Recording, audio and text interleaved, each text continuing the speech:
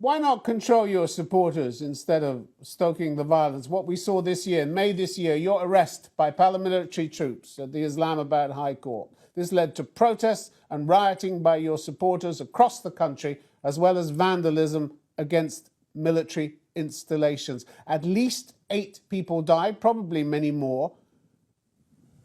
What did they die for? What did they die for? A classic case of blame the victim. What happened on the 9th of May? I was sitting inside the Islamabad High Court. There was no warrant against me for arrest. While I was sitting there, filling in the forms, there was an attack by not just rangers, but commandos. Commandos came in, and this is visible everywhere.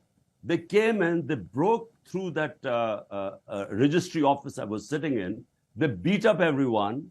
My lawyers were beaten up. The staff was beaten up. I was hit on my head, and they dragged me out like a criminal.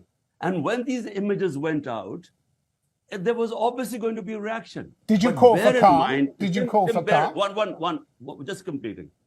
Bear in mind, the Supreme Court then passed a verdict that my arrest was not arrest, abduction was unconstitutional and unlawful. So I was the victim of this.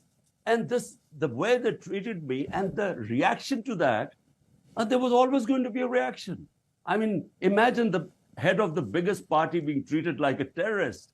So there was going to be a reaction. But the question is, who ordered it?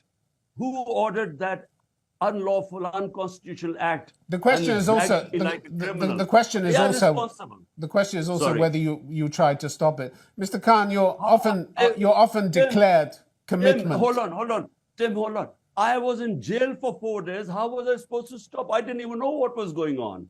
When they produced me in front of the Supreme Court Chief Justice, that's the first I found out about the violence. And I condemned it immediately.